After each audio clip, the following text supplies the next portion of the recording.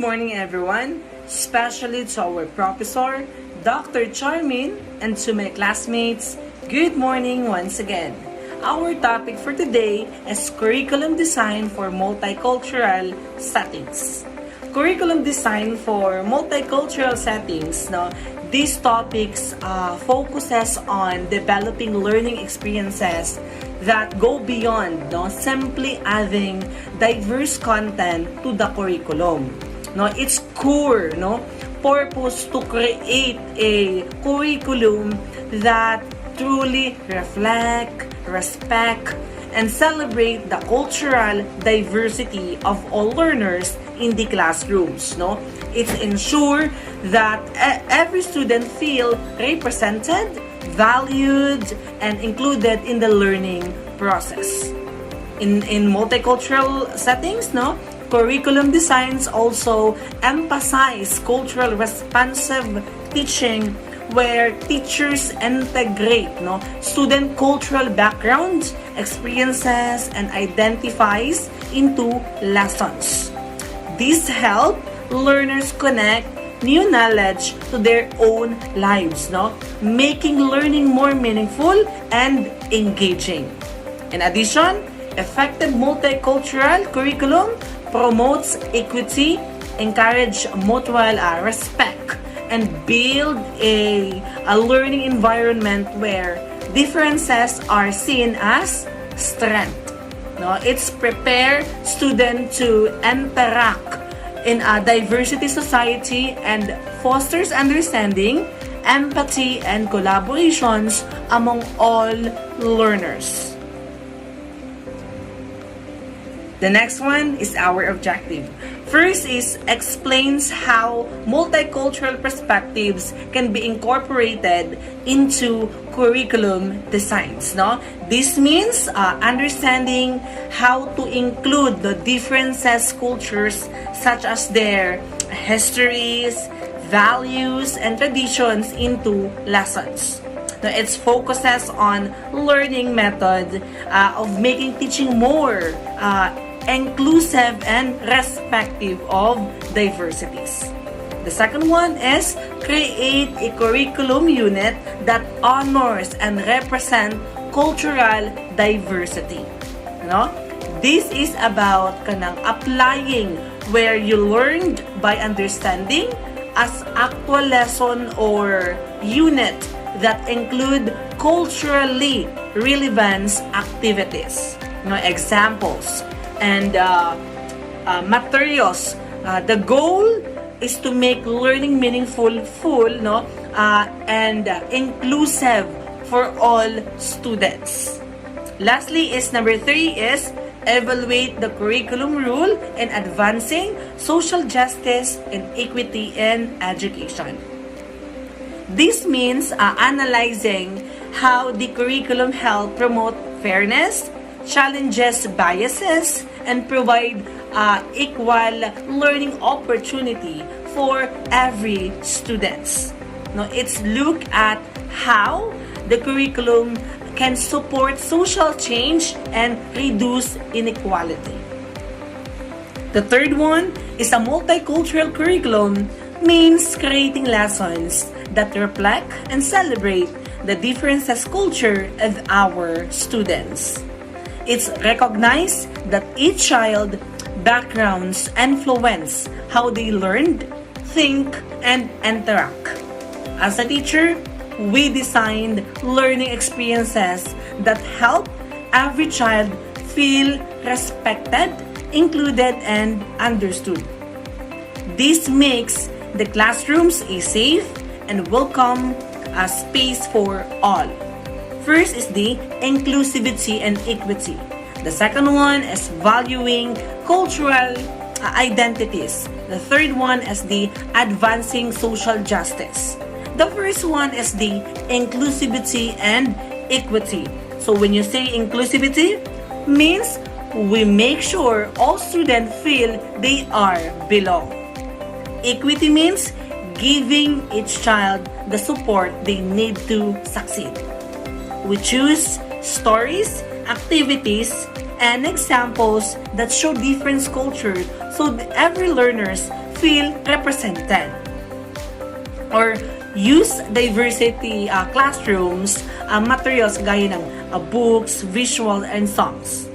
The second one is provide flexibility activities so all learners can participate their own pace.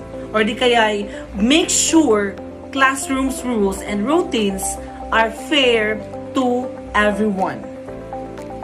Why it is matter? No, when students feel included and supported, their confidence grows. They participate more and feel happier in the learning environment. The second one is valuing cultural identities. No, cultural values identities means recognizing and honoring each student language, traditions, and family valued. We make lessons that connect to the student already know from home. Or you invite the student to share simple traditions or stories from their culture. Or you use names and characters and examples from the various cultures in the activities. Now, display multicultural posters, art, or student projects around the room. No, why it is matter? When students see their culture in the lessons, no, they feel respected, proud, and motivated to learn. No, it's build a strong sense of belonging. The third one is the advancing social justice. No, advancing social justice means teaching young learners and about fairness, respect, and equal treatment. No, even in a simple way, we help them understand everyone deserve kindness and opportunities. No, you use the stories that show fairness and explain why certain actions are right or wrong. Or encourage students to speak up when they see unfair behavior. Or di kaya teach empathy by allowing students to understand how other feels. No?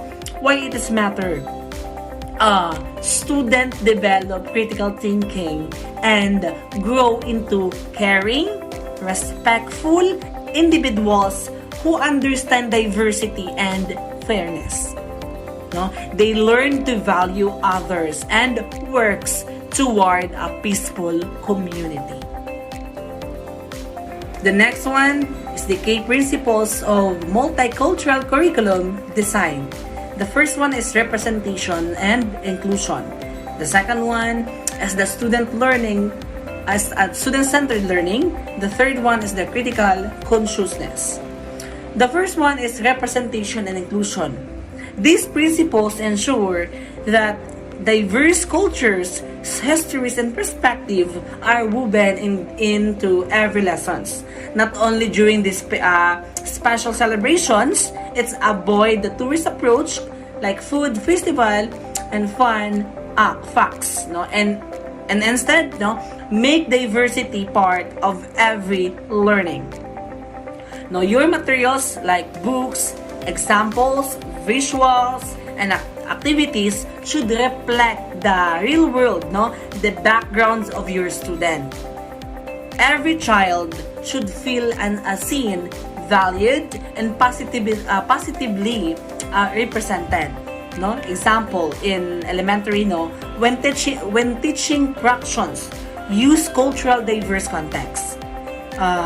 And the literature, no, read a story featuring a diverse main character who share food with friends.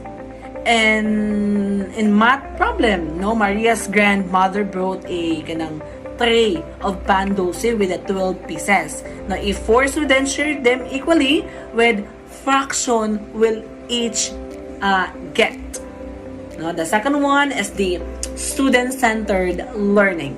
Now, these principles focuses on building lessons around student experiences, identifies and cultural backgrounds. No, when learning feel personally meaningful, no student connect new ideas to what they already know. No? Ibig sabihin, begin lessons by exploring student prior knowledge from their homes and communities. This build confidence, make learning relevant. Example, in the elementary, no, when teaching about community and government, no, connect to home, no, ask student about rules and leaders, no, in their families, no. O example ka ng who assign chores or set routines, no.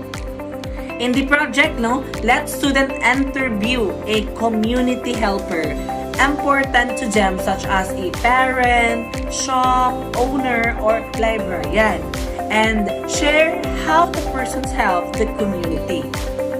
The third one is the critical consciousness. In the critical consciousness, help students recognize fairness, equality, and justice. Every young learners can notice when something, no, is unfair and thinking of ways to make positive changes, no?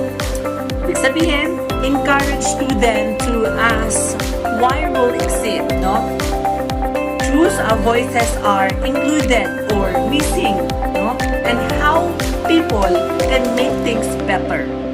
This build empathy and civic responsibility. No? Example in the elementary, no? When discussing the historical figures like Martin, King of or Malala, no? Ask, no? What was unfair in these situations, no? Who had the power and how they use it, no? And an action doon is when students identify an unfair classroom or playground rule and work together to propose a fairer solutions. The next one is the strategies for incorporating multicultural perspectives. First one is the audit existing materials, and the second one is integrate diverse voices and ideas. First is the audit existing materials. Means, no, your material means checking the resources you already use. Books, pictures, worksheets, videos to see whenever they reflect diversity cultures fairly. These help you avoid unintentionally teaching stereotypes. No? When teachers do this regularly, students feel more represented, included, and respected. No? Elementary examples, no example, you review your set of community helper books, no? Your audit findings, no? You discover that all 5 parters shown are kanang men, all nurses are women, and all the doctors are white. This sent a message to children about who can or cannot have certain job. Actions, no? You add books or online, no, stories showing female firefighter or male nurses and doctors from the different racial and cultural backgrounds.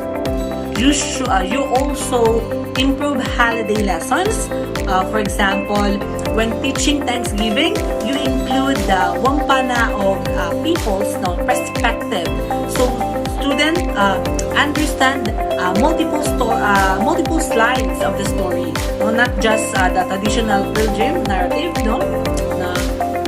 In addition, no, these strategies help, no, children develop critical thinking and prevent biases from forming early. No? When students see themselves and others represented positively, it's build confidence and respect for diversity. The second one is the integrate, no, diversity voices and others. These strategies means intentionally bringing in stories, authors, and examples from many cultures into every lessons, no? Not only during the special event like the Buwan ng Wika or Heritage Month. Doing this helps students understand that diversity is normal and valuable part of learning. For example, no, you are teaching geometric in math and descriptive writing in ELA. Your ELA application, you begin with a house that Jack built or a Western rhyme, and on multicultural texts like the Korean Cinderellas and the Legend of the Monastery. These books show the different traditions, clothing houses, and celebrations, so that learn that stories exist in many cultures. In the math applications, no, you teach shape by showing photos of real world, no, structures from the different cultures, pagados, no, in Asia's, no, adobe houses in the southwestern U.S. or textile design, no, from West Africa, no. Students learn that geometric isn't just a textbook, no, it's a pair and cultural designs around the world, no. In addition, no, integrating diverse voices helps students appreciate different, develop curiosity and see learning as connected to real life.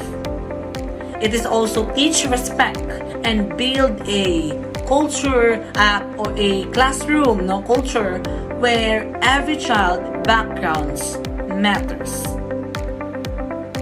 The next one, creating culturally responsive curriculum unit. Cultural responsive teaching is an approach that uses cultural knowledge, prior experiences, frame of references, and performance styles of ethically diverse students to make learning encounters more relevant to and effective for them. No? It's recognized that cultures is central to learning. First is the planning praise or identifying design. In the planning praise, no, where you lay the foundational elements to ensure the unit generally promotes equity and inclusion from the start. No? What is involved? Identifying learning objectives, researching diversity perspective, and designing culture relevant assessment. First is identifying learning objectives. No? You choose goals that intentionally allow for diverse perspective. The second one, no, researching a diverse perspective. You seek out materials and resources that go beyond a single dominant narrative. The third one is the designing cultural relevant materials or a relevant assessment. No? You create way for students to show what they know using method that honors different learning styles, way of knowing.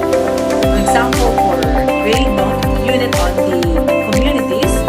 Example, the component is of the, no, first is the component is the cultural responsive approach. No, the learning objective is student will be able to compare and contrast the roles of community helpers and local and global communities, recognizing their values across from the different cultures.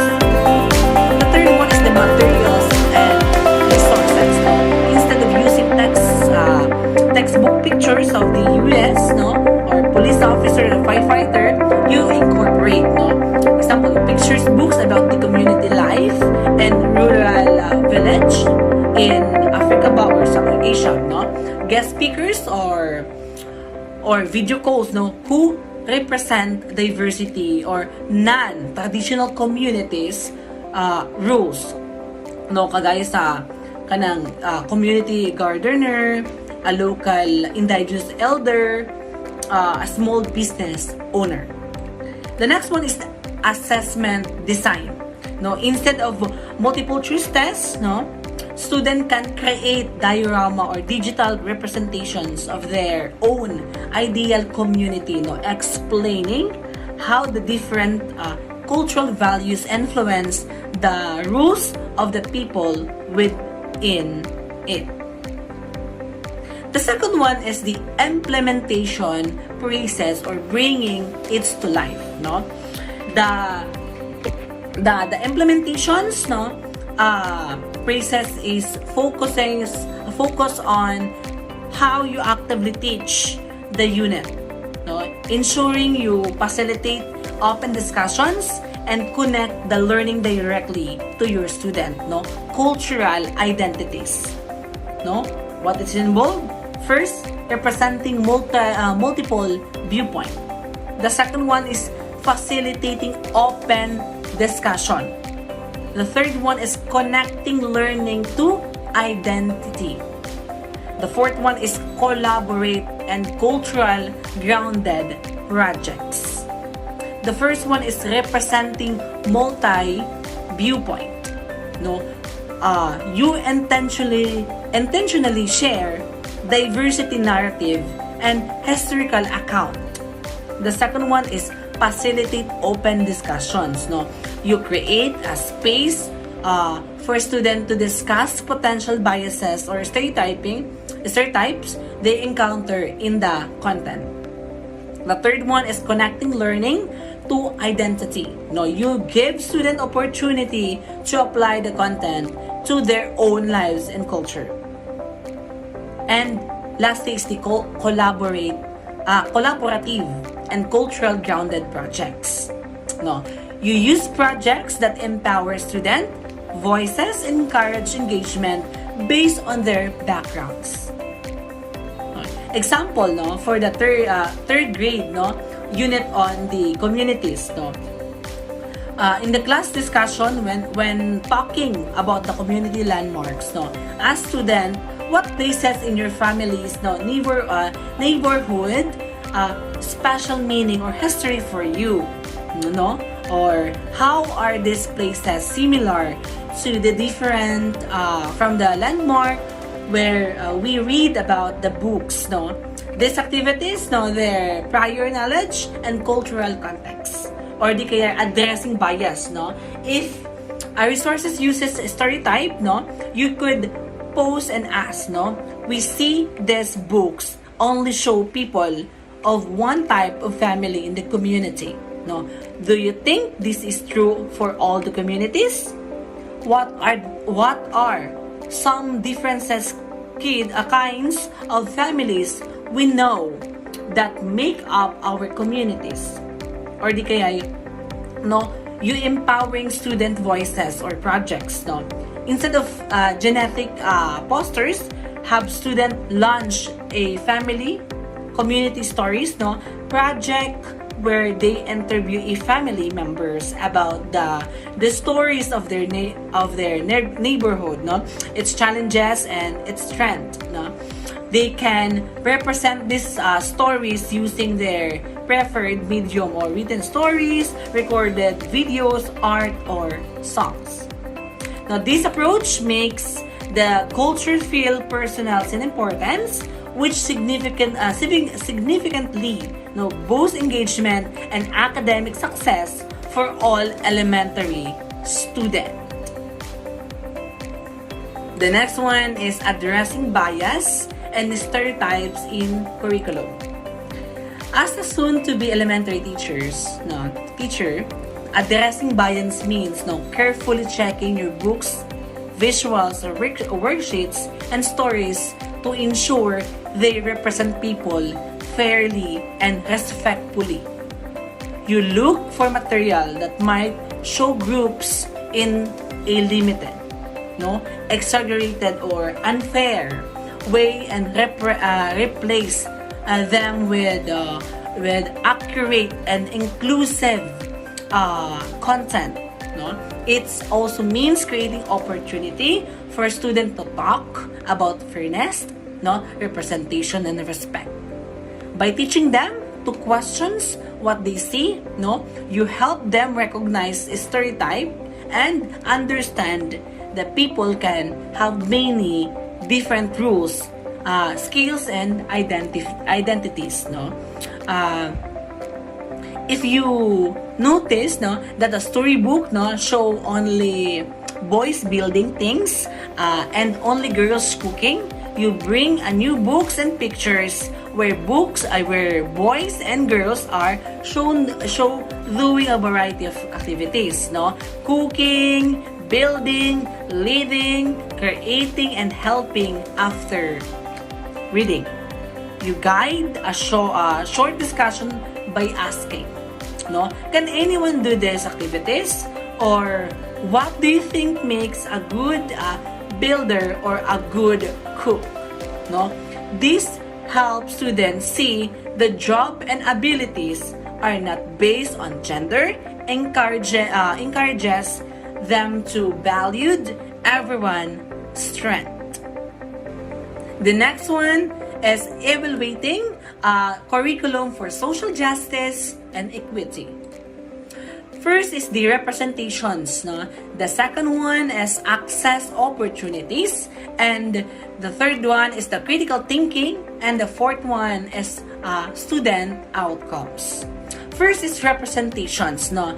This pillar asks if the materials generally show a wide variety of people, no?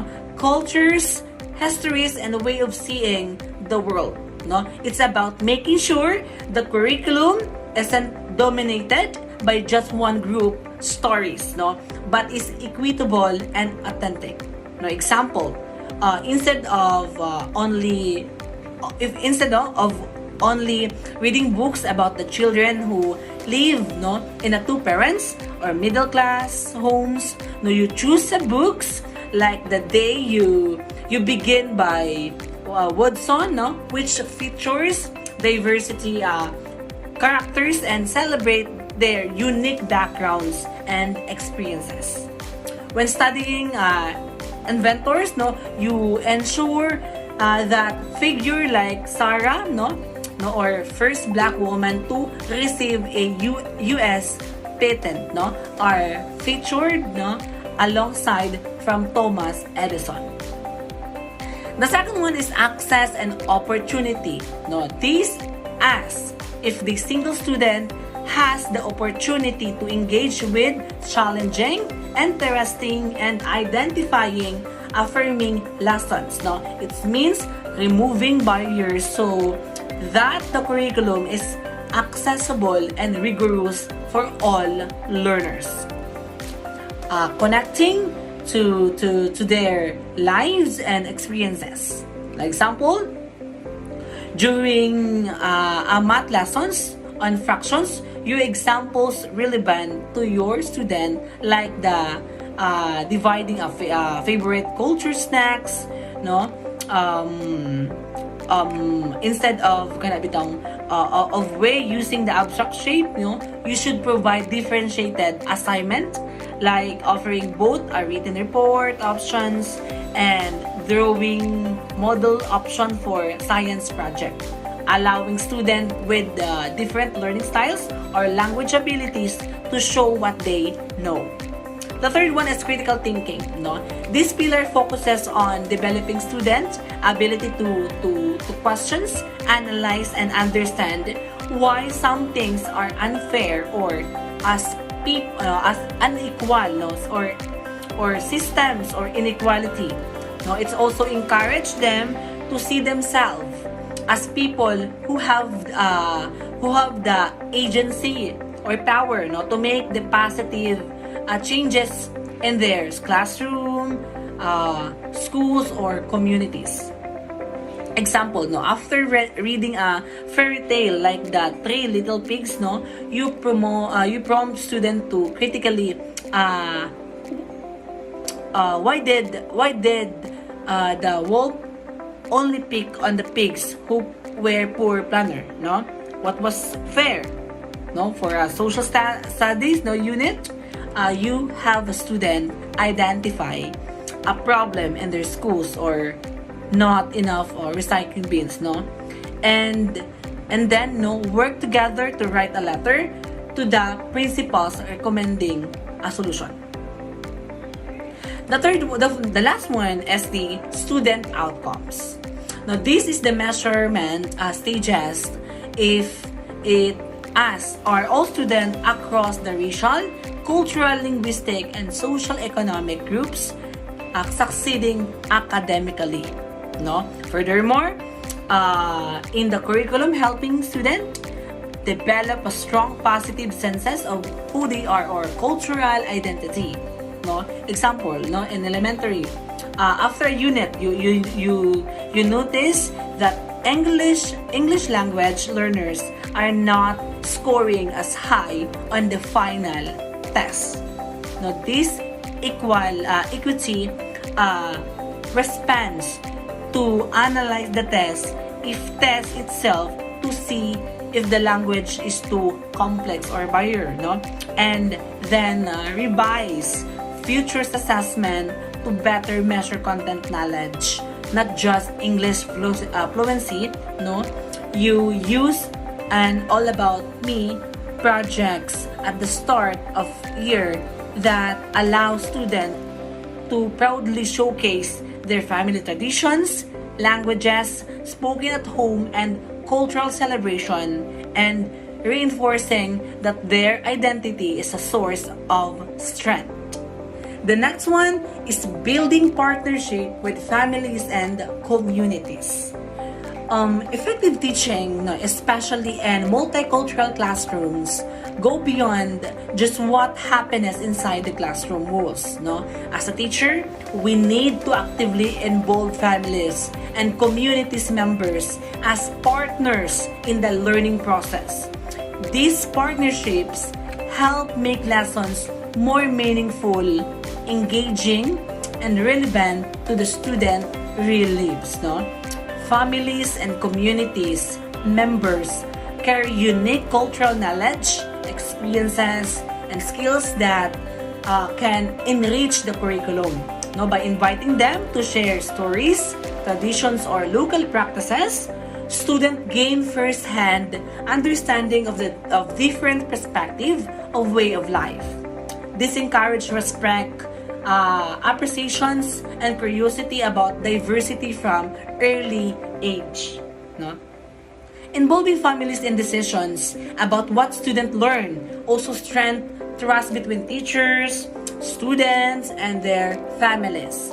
Now, when families feel included and respected, they are more likely to support classroom activities and reinforce learning at home. It has also helped teachers design lessons that reflect the student cultural backgrounds and every experiences, and making learning more authentic and inclusive. No, practical examples, no? Invite parents, grandparents, or community elder to share traditional crafts, recipes, or songs, or stories relevant to your lessons. Or organize a community day when students can learn about the local tradition, history, or career directly from people in their neighborhood. Collaborate with families to include cultural holidays, practices, or language in classroom activities. By building a strong partnership with families and communities, teachers create a learning environment that values diversity, promotes cultural understanding, and connects student learning to their real-world experiences. This approach ensures that education is not about memorizing facts, but about understanding, appreciating the world around them. The next one is conclusions moving forward. Designing a multicultural curriculum is an ongoing process that requires reflections, learning, and continuous improvement, no, by intentionally incorporating diversity cultural perspectives. Educators create classrooms where every student feel recognized, valued, and connected to the lessons being taught. No, a multicultural approach promotes equity and social justice, ensuring that students from all backgrounds have fair opportunity to learn, succeed, and express themselves. This type of curriculum also encourages students to think critically about important topics as culture identity, race and inequality. Now, it fosters respect for differences, viewpoint, helping students develop empathy and understanding for people whose experiences may differ from their own.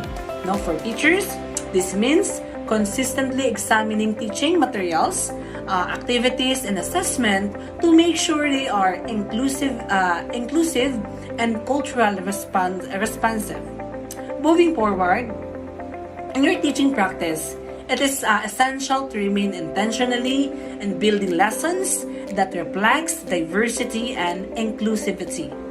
Preparing students to thrive in a diverse and interconnected world requires dedications, ongoing learning, and a commitment and to create educational environment where all students feel valued, empowered, and capable of achieving their full potentials. Again, my name is Arthur Batukal. This includes my report for Lesson 3. I will attach the references for this lesson. Thank you and God bless.